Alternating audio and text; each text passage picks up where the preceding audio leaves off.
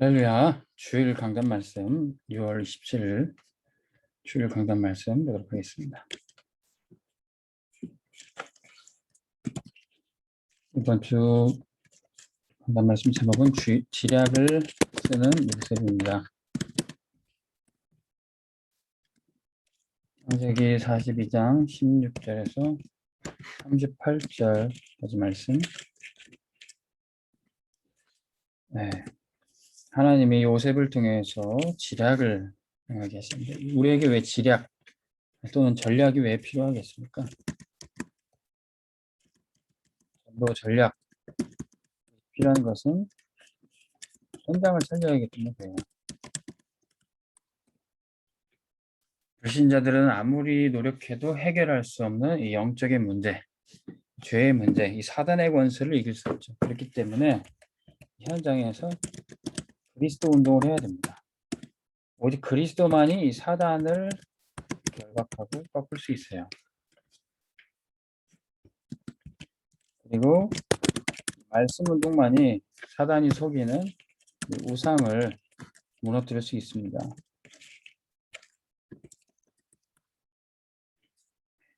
우리 현장에서 이렇게 천주교인들도 수녀님을 만나보면 예수님은 그리스도입니다 이렇게 전할 때 그분들도 그리스도 알고 믿어요. 근데 말씀을 몰라서 우상숭배를 하고 있죠. 성경에 정확한 말씀을 모르고 우상숭배하지 말라는 그 말씀을 빼버린 이 천주교의 거짓말에 이 천주교인들은 우상숭배를 하고 있죠. 그래서 말씀을 알지 못하면, 정확하게 알지 못하면 올바르게 복음을 누리는 믿음 생활을 할 수가 없는 겁니다.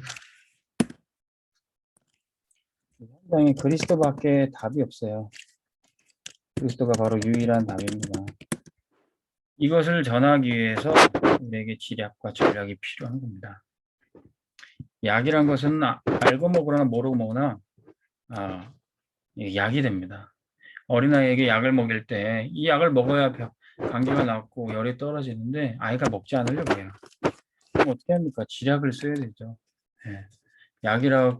약을 먹인다고 하면 안 먹습니다. 약 아니라고 그러고 또 맛있는 거에 다른 게 섞여서 먹이고 때로는 속이는 것처럼 보이지만 그 지략이 진짜 사람을, 이 아이를 살릴 수가 있다는 거예요. 그래서 하나님께서 오늘 창세기 42장 말씀에 요셉이 형들을 만난 후에 내가 요셉입니다 그렇게 이야기하지 않고 속였어요. 당신들이 정탐꾼이 아니냐. 동생을 데려오지 않으면 당신들의 결백을 증명할 방법이 없다. 그래서 이 형들을 위협하고 속입니다. 왜 이런 일을 요셉이 했을까요? 하나님은 이 요셉에게 지략을 주시고 그 지략을 통해서 하실 일이 있었어요. 근데 요셉이 원래 그렇게 남을 속이고 그런 사람은 아니었습니다. 요셉은 원래 굉장히 정직하고 신실한 사람이었어요. 창세기 39장 1절에서 23절에 보니까 37장 1절에서 11절 하나님이 요셉에게 준 꿈을 아주 정직하게, 사실은 순진하게 얘기를 했습니다. 사실은 순진했던 거죠. 하나님 주신 꿈을 있는 그대로 얘기하니 당연히 형들이 우리가 너한테 절한다는 거냐? 굉장히 화를 내고 시기하고 미워하는 거죠. 하나님 주신 꿈이 맞지만 언약이지만 그것이 사람들에게는 불편함을 줄 수 있습니다. 특히나 우리 예수 믿는 사람들이 많이 착각하는 게 예수 믿으면 착해야 된다. 순수해야 된다. 근데 오히려 착하고 순진한 게 많은 사람들에게 더 불편함을 줄 수도 있어요. 그래서 결국 이 요셉은 노예로 팔리고 보디발의 집에 들어가게 됩니다. 근데 거기서도 하나님이 함께하는 축복, 기도의 사람이 됐어요. 기도하면서 하나님이 인도하시는 삶을 살았습니다.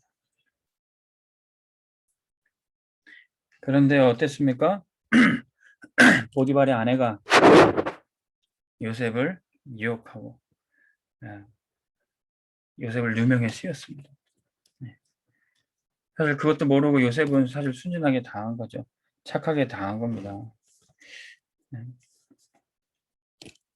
우리에게 지혜가 없다면 우리는 사단이 지배하고 있는 세상에서 사단의 함정 올무 틀에 빠져서 많은 우리가 고생을 할 수도 있습니다.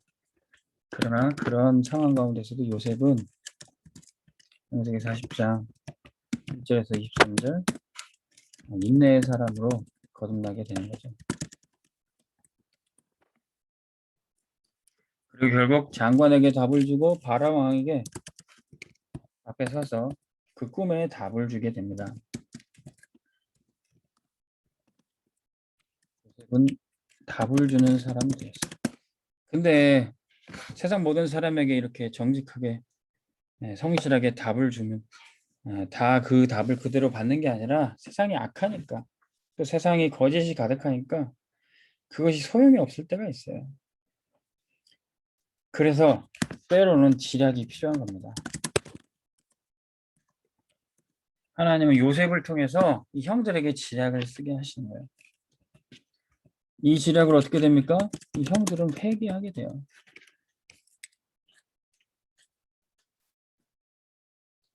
네 동생을 데려오지 않으면 정탐꾼으로 알겠다.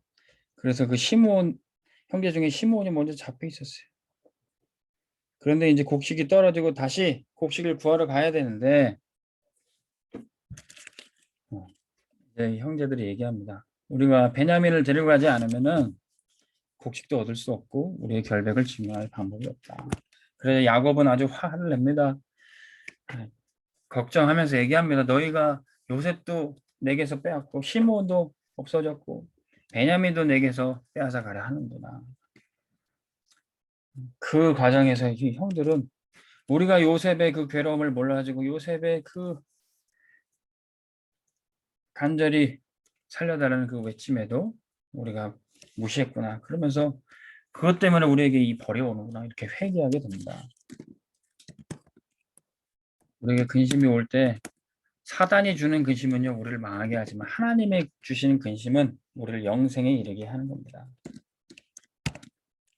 왜 이런 일이 벌어졌을까요? 하나님은 이 언약을 이루는 언약을 요셉을 통해서 하시는 겁니다. 이 베냐민을 내어주지 않으면 곡식을 얻을 수 없고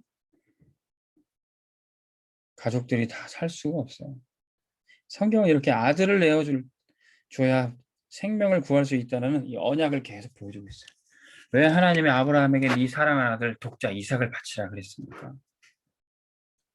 형들이 이런 회개와 이 근심의 과정을 겪기 이전에 유다가 먼저요. 아들 둘을 잃는 고통을 당했어요. 오늘 말씀 37절에도 보니까 루벤이 말합니다.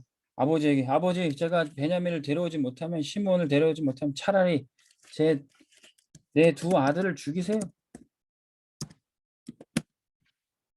아들을 내어주고 생명을 살려야 된다는 이 언약을 계속 이 성경은 얘기해 주고 있어요. 뭡니까? 하나님이 당신의 아들 십자가에 못 박으시고 온 인류를 구원하시는 이 복음이 체험되는 시간입니다. 언약이 뭡니까? 언약은 생명을 살리는 역사예요.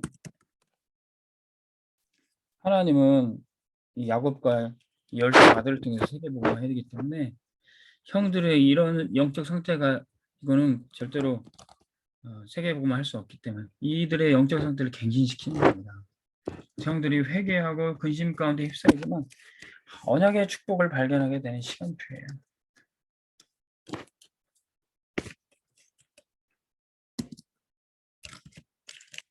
성경에 보면은 하나님이 언약을 이루시는 과정에서 많은 지략들이 있습니다. 아브라함이 아내 사라를 나의 누이라고 해라. 거짓말을 시켰어요. 물론 남자답지 못하고 실수고 부족한 모습이라 할지라도 하나님은 이 아브라함의 거짓말을 통해서 사라 그의 아내를 지키시고 그 가족을 지키셨어요. 아브라함뿐만 아니라 이삭도요.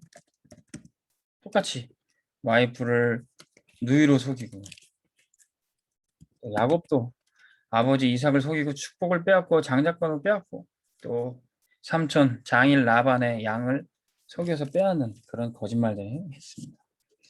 그런데 성경은 이들이 언약을 붙잡고 그들의 거짓말이라 할지라도 하나님이 합력하여서 선을 이루게 하시는 것을 보게 됩니다. 그렇다고 해서 거짓말을 하라는 얘기가 아니라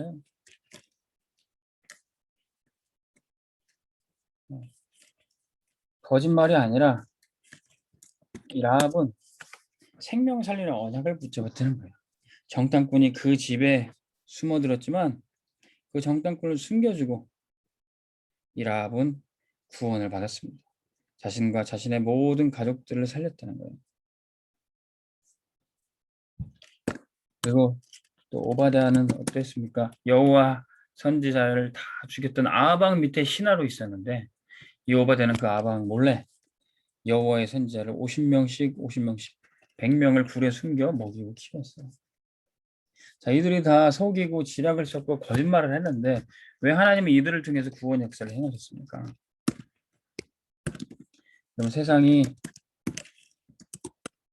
임금 사단에게 잡혀서 이 사단의 거짓말에 잡혔어요. 근데 이 세상을 속일 때 거짓말을 속일 때 그것은 거짓말이 아니라 거짓말을 속이면 뭐가 됩니까? 그것이 진리가 되는 거예요. 세상의 거짓이니까 세상과 반대로 되는 것이 그게 바로 진리가 되는 겁니다. 부정의 부정은 강한 긍정이 되는 거예요. 그래서 우리에게 거짓말을 하라는 것이 아니라 거짓된 삶을 살라는 것이 아니라 사단의 뒤통수를 치고 사단의 머리통을 깨트리는 얘기입니다. 생명 살리기 위해서 사단의 권세를 꺾기 위해서 하나님 우리에게 지략을 주십니다. 예수님은 그 지략을 뭐라고 말씀하셨습니까? 뱀처럼 지혜롭고 비둘기처럼 순결하라. 뱀처럼 사단보다 우리가 더 지혜로워야 되는 거예요. 사단 머리 꼭대기에 있어서 사단의 권세를 깨트려야 되는 겁니다. 그러나 하나님을 향한 우리의 중심은 비둘기처럼 순결하라. 뱀은요, 조그마한 구멍이 있어도 파고 들어갑니다. 우리에게는 전도 전략이 있어야 돼. 조그만 틈만 있어도 현장을 파고든 다락방, 미션홈, 지교의 전략이 우리에게 있습니다. 전도 위해서 사람 살리기 위해서 우리는 이런 전략과 지략을 써야 되는 것이죠. 사도 바울은 이 예수님이 하신 말씀을 한 번 더 해석해서 얘기했어요. 선한데 지혜롭고 악한 데는 미련하라. 로마서 16장 9절에서 20절. 그러면 평강의 하나님이 속히 사단을 무릎 꿇게 하시고 우리가 사단보다 지혜롭고 지략과 전략을 가질 때 사단이 무릎 꿇게 되어 있습니다. 사단 하만을 무릎 꿇게 만들었던 에스더가 어땠습니까? 에스더는 비밀을 가지고 있었어요. 네가 유대인임을 말하지 말라. 자신이 유대인임을 속이고 비밀로 했었던 가운데 하만이 유대인들을 죽이려는 전략을 모르드게에게 듣게 됩니다.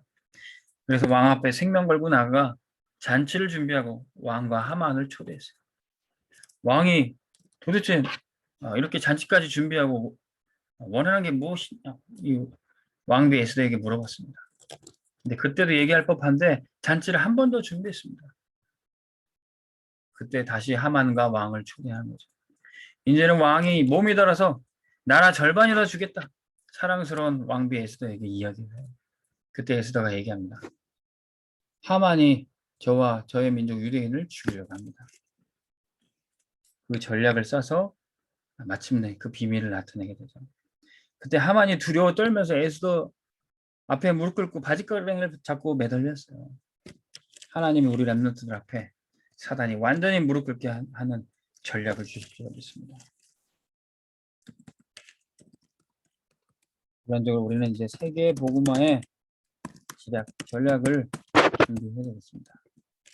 다락방 20가지 전략뿐만 아니라 성경 속에 주님이 약속하셨던 마태복음 10장 1절 말씀이에요. 예수님이 제자들에게 귀신을 쫓아낼 권능과 모든 병과 약한 것을 치유하는 권능을 주셨어요. 우리 이 권능 가지고 세계복음화하는 겁니다.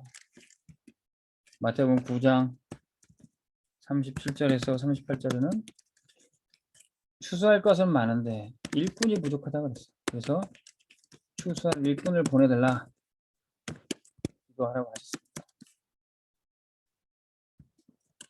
누가복음 9장 23절에서 27절에는 누구든지 나를 따라오라 그는 자기 십자가를 지고 따라오라 그랬어요.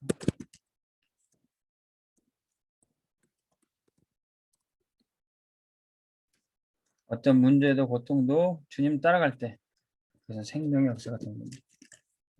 마태복음 4장 19절에 나를 따라오라 그러면 사람 낚는 어부가 되는 거예요.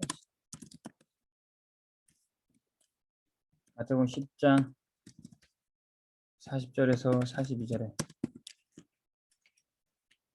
너희를 영접하는 자는 나를 영접하는 것이요 너희를 영접하는 자는 선지자의 상을 의인의 상을 제자의 상을 받을 것이다. 냉수 한 그릇 대접하는 것도 결단코 상을 잃지 않을 것이다. 이렇게 약속해 주셨어요. 마지막으로 마태복음 28장 16절에서 20절에 하늘과 땅의 모든 권세를 우리에게 주님이 가셨고 그분이 우리와 함께 하신다고 그랬어요.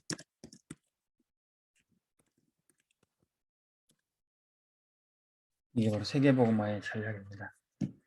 하나님께서 우리에게 가족을 구원하고 또 우리 이웃과 친구들 구원할 전략을 주실 줄 믿습니다. 때로는요, 교회 간다면 안 올 사람들을 어디 좋은 데 가져가고 속이고 비밀처럼 교회로 인도할 수도 있어요.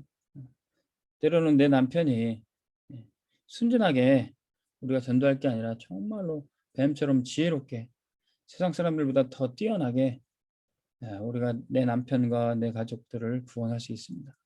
하나님이 여러분들에게 정말로 이런 지략을 주시기를 원합니다. 우리가 더 이상 순진하고 정직하게 사단에게 당할 필요가 없어요. 영적 전쟁에는 전략이 필요한 겁니다. 전쟁에서는 정면으로 쳐들어가면은 안 될 싸움이 전략을 써서 인천 상륙작전과 같은 뒤통수를 치는 그런 전략이 우리에게 필요한 것입니다. 하나님이 이번 주 이 말씀 주신 이유가 여러분에게 발견되기를 주의 이름으로 축원합니다. 하나님 아버지 감사합니다. 우리에게 사단을 무릎 꿇게 할 지혜와 지략을 주시니 감사드립니다. 또 우리 가족과 또 우리의 친구와 이웃들을 구원할 전략을 주실 줄로 믿습니다. 우리가 순진하게 세상에 거짓된 사람들에게 속고 실패하지 않게 도와주시고 영적 싸움에 승리하도록 선한 데는 지혜롭고 악한 데는 미련하게 하여 주옵소서. 예수 그리스도의 이름으로 기도합니다. 아멘. 승리하시기 바랍니다.